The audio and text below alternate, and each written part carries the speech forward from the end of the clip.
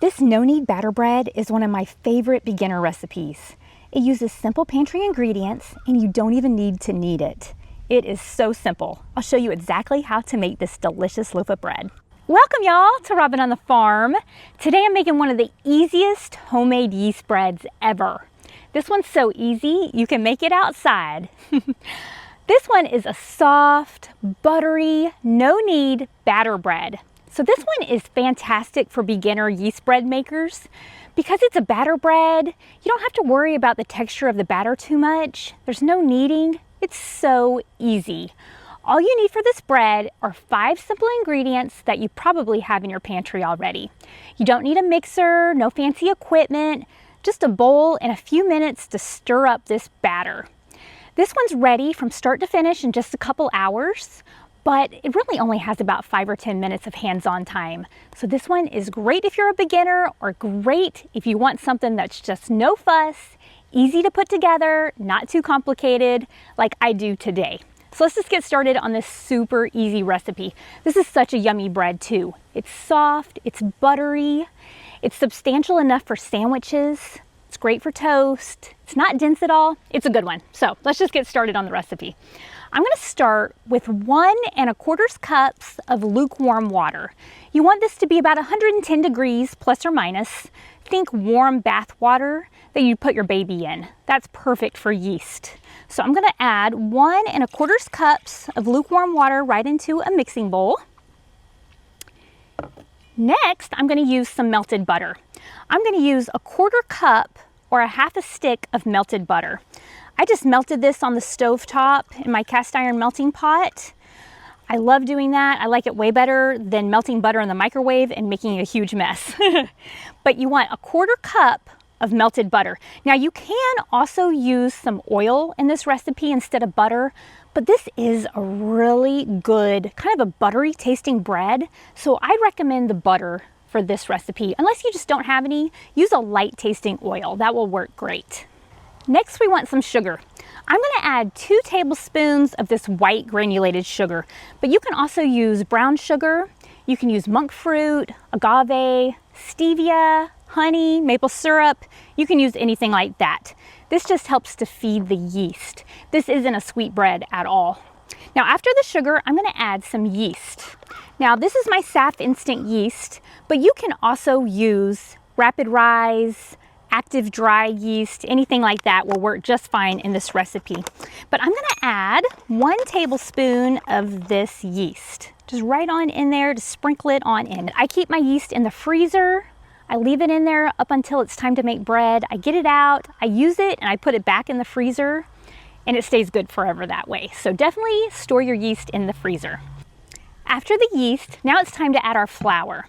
Now, you can use bread flour or all-purpose flour or plain flour in this recipe.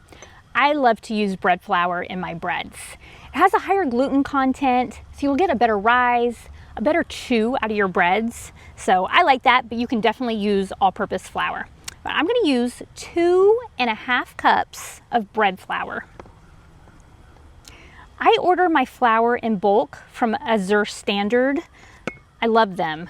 I'll leave the link below if you're interested in ordering some flour or some grains.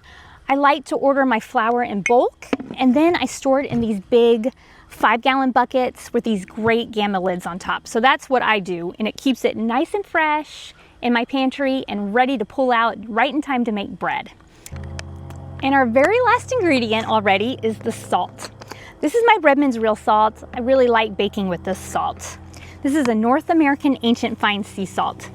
I'm going to use 1 teaspoon of this salt. Definitely don't pour it over your bowl in case you over pour like I do so often.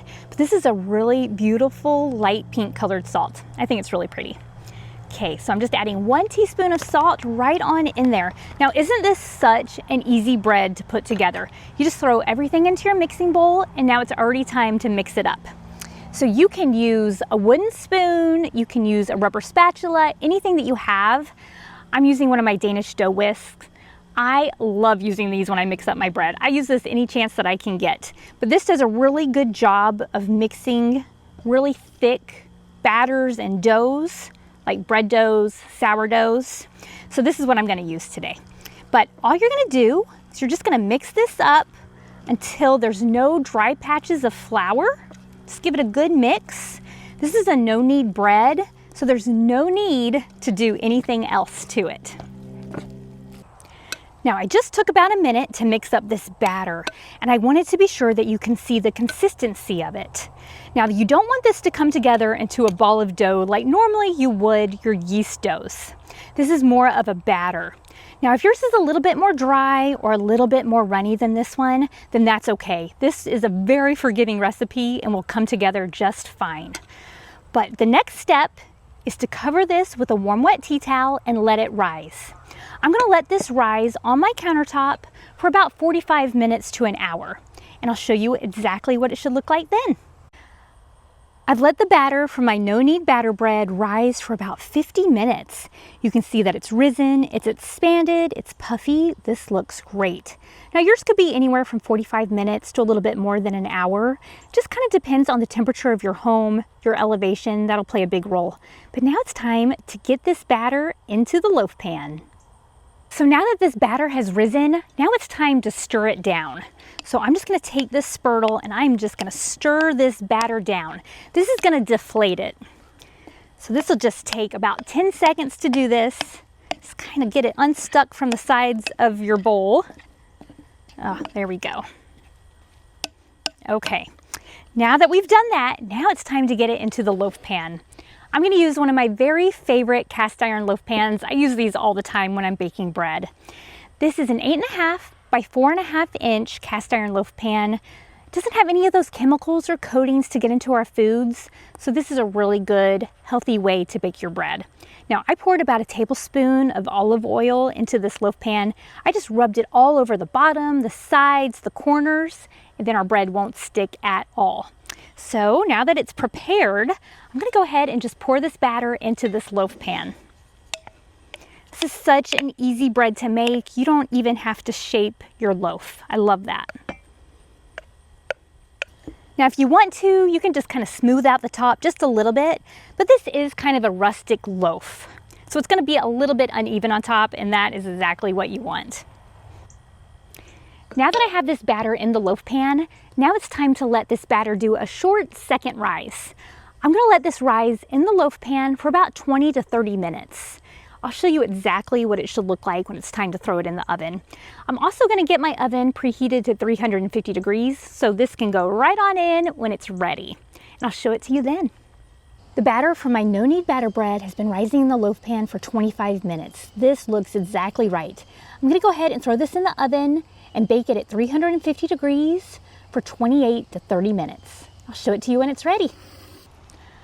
Okay, y'all, I just pulled our no-knead batter bread out of the oven. Doesn't this look good? I let it bake at 350 degrees for 30 minutes. I like to turn it out of the loaf pan immediately, and let's check out this beautiful, easy loaf of bread. Look how good that looks. Now mine looks perfect. If yours starts getting a little dark on top, you can put some tin foil over it so that it doesn't brown up too much, but this looks great. Okay, now sometimes I'll take my melting pot and I'll brush some melted butter on top. That's really good. But today I'm gonna keep it even more simple than that. And I'm just gonna cover this up with a tea towel, and I'm gonna let it cool off just for a little bit. I'm gonna slice into it warm because I can't resist warm homemade bread. But if you let yours cool at least a little bit after coming out of the oven, you're gonna get a better texture, a better crumb out of your breads. So I'm gonna let this cool just for a few minutes, and then we'll slice into the inside and check it out. All right, I've only let this bread cool off for about 10 minutes, which probably isn't enough, but it's lunchtime and I am ready to eat a ham and cheese sandwich on this loaf of bread. So let's slice into it and see how this looks. Oh, look at that. Look at that crumb, look at that texture. That is pretty amazing for no-knead batter bread. I love how you can make this without any kneading at all, and it still turns out like this. Fluffy and perfect. You can see how tender and airy that crumb is. That's what you want to see with batter breads. It's soft, it's light, it slices beautifully for toast, or is substantial enough for sandwiches. I just love this bread. It's so easy, so fast to make. And you see how fluffy and soft this is? Oh, look at that. Let's just break into it. Look at that. Look at that texture. Oh. Mmm. Mmm. Mmm. That butter in there just makes it taste so good. I wish that y'all could try this. This is amazing bread. I hope you'll give this no-knead batter bread a try. It's such an easy way to have homemade bread without any fuss. You can find the printable recipe, plus lots of other recipes, over on my blog, robinonthefarm.com. You can also find our homemade beeswax bread bags that I love to use to keep our homemade bread soft and fresh. Thanks so much for being here with me today. I'll see y'all next time.